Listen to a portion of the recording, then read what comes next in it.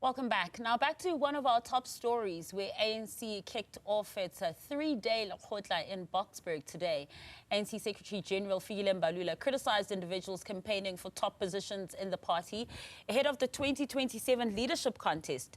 Mbalula says the ANC's immediate priority is the 2026 local government election, warning that internal leadership ambitions risk distracting the party from its core electoral responsibilities. He argues that without securing success in the 2026 polls, any focus on the leadership race is meaningless.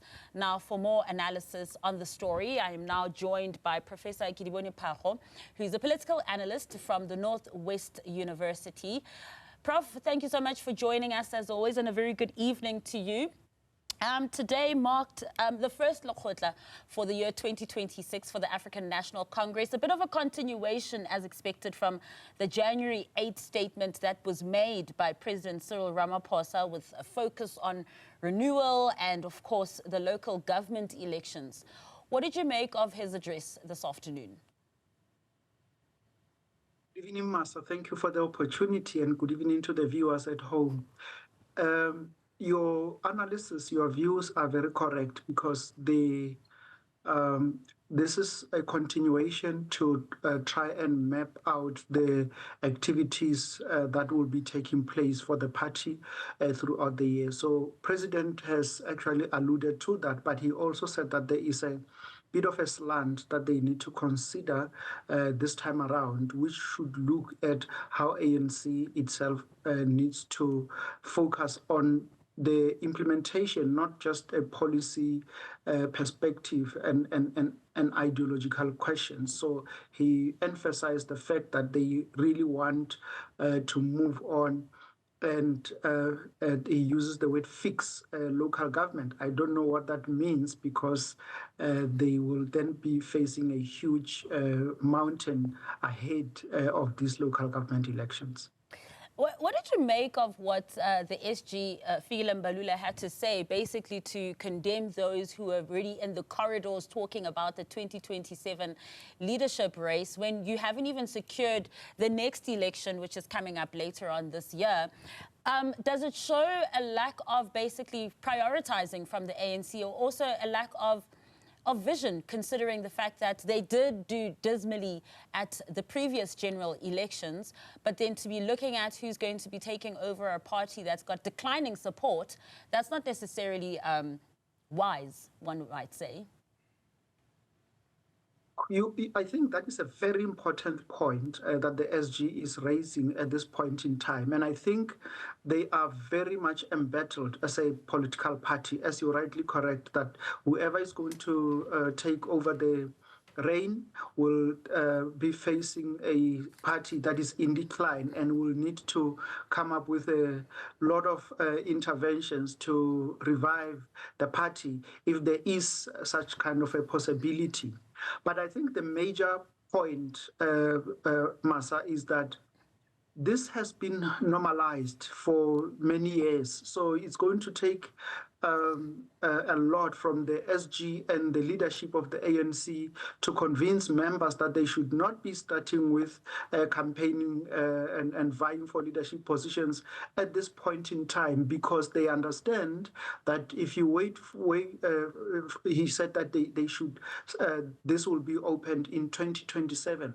That may actually be a little bit too late for those who want to position themselves. So I don't think he will win this battle. But of course, from his office, he will need to send out the marching orders and indicate that this is not the case at this point in time, that they need to be focusing on local government elections that are going to be held towards the end of this year. So it is something we need to observe very closely, but I do not think that the ANC will have what it takes to discipline its own members and make them understand that this topic, this matter, it's not open for debate at this point in time. And speaking about when you're saying this has been normalized for many years, another thing that's been normalized for many years and been spoken about is factionalism. And in that address as well, Ramaphosa did say that these usual tendencies of hiring based off factions has to stop. is saying it enough? It's been said over and over again. What can the ANC president do actively so to make sure that they aren't hiring on factional lines? Dismally to maintain discipline in the party. And the reason the SG is crying at this point in time is because following the NGC they held last year, that is usually when the contestation and the factional elements start to rear their heads in the party. So maybe we can say they managed to control it a bit because they have not yet fully opened up the contestation for the leadership roles. But they also need to take it a step further, that any member who comes up and find a creative way to raise these issues, and even himself, there are those that have actually said that we want you, SG, to run for the presidency. Those are the people that they were supposed to have already fingered and put into a disciplinary process. So they have not done that, and that opens an opportunity for anyone now to start also throwing their head and say that we are able to take over the reins of the ANC following the second term of Cyril Ramaphosa. You know, Professor Phago, as you're speaking about basically not taking care of a situation and there being ramifications of that, there are three things that President Ramaphosa mentioned in his address today that could be seen as Achilles' heels of the party as well. One being state capture, the other being the COVID-19 pandemic corruption, and another being load shedding. Now, when it comes to load shedding, it seems that, you know, there's been a bit of a handle on that. When it comes to the COVID-19 pandemic corruption, we're still talking about Babita Deokaran. We're still talking about having to see, when it comes to state capture, the real heavyweights being thrown into prison as well and facing the repercussions of what they have done to this country. Are these simple, Prof. Phago, low-hanging fruit that the president or the ANC could go for to basically try and diminish that trust deficit that they speak of that clearly exists? For me, I knew they look simple and straightforward, Masa, but we know that there are too many skeletons in their cupboards, and it's going to be very difficult to find if there's enough people, especially in the leadership position, who may not have their own serious skeletons. So the fact that they are not taking actions on those that they say the Zondo Commission report has fingered, the COVID corruption has fingered, tells us that many of them may also be entangled in those, and they don't want to take action because they don't want to be seen targeting one another. This actually has a bit of a history that in the past, when our institutions were, considered to be optimal, functional, and coming after those who were stealing money in our public institutions, some within the ANC would be crying foul and say that some leaders are using state institutions to fight their political battles. So it's a very complex matter within the ANC itself. You mentioned municipalities. One of the most important municipalities we have in terms of economy is the city of Johannesburg. And today we heard President Ramaphosa basically admitting, saying there's slower than expected progress in the city of Johannesburg. Now, that being the economic hub of our country, what's that telling us? That is a very, very important point, that if the ANC, with all its might and a lot of history and knowledge and recognition, if it is failing to understand that the the biggest show is around Joburg because it hosts the highest number of black middle class, and that is where they were supposed to put up the biggest fight, and that is where they are failing.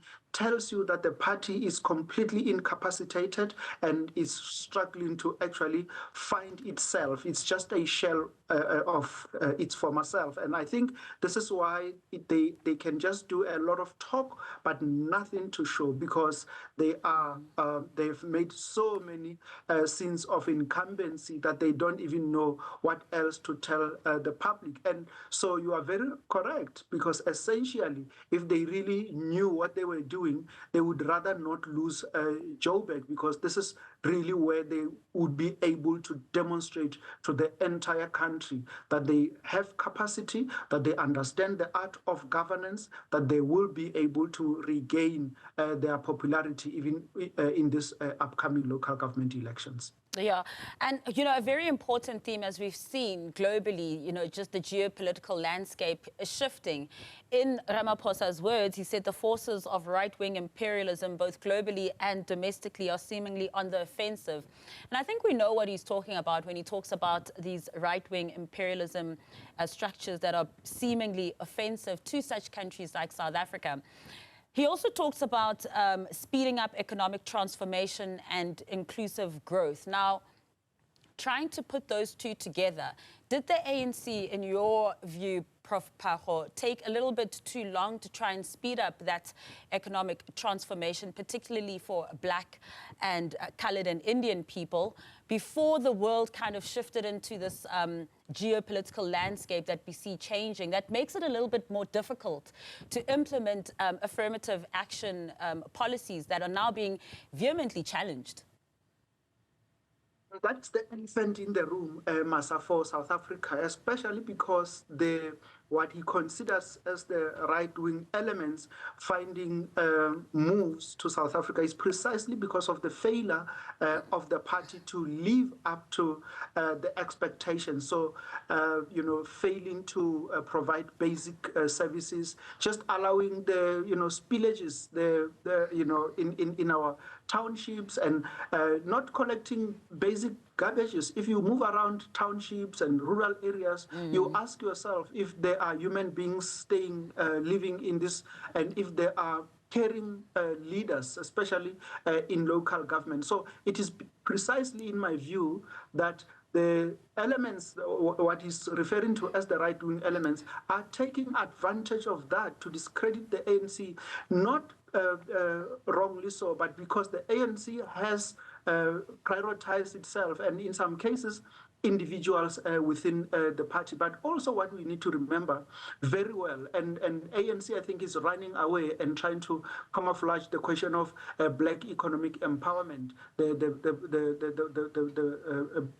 broad-based Black economic empowerment, is that it has failed to transform the economy. It has only benefited very few individuals within the ANC who were highly connected to the levers of power, and many Black people are struggling. And when these issues are raised over and over again, it looks like people do not love their country, do not love their government. But I think they are running away from the failures, from the reality that Black people are facing, and that the levels of corruption that the country is facing are abnormal, they are astronomical. And the fact that many of these public institutions that are supposed to transform, the many economic cluster in the country, are supposed to fast track this.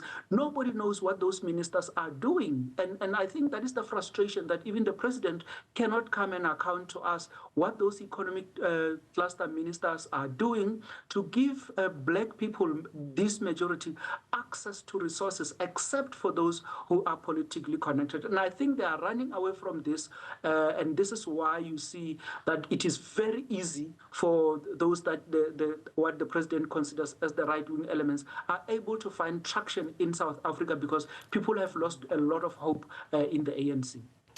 Professor Phago, as always, value getting your insights here on Newzroom Afrika, Channel 405. Thank you so much for your time.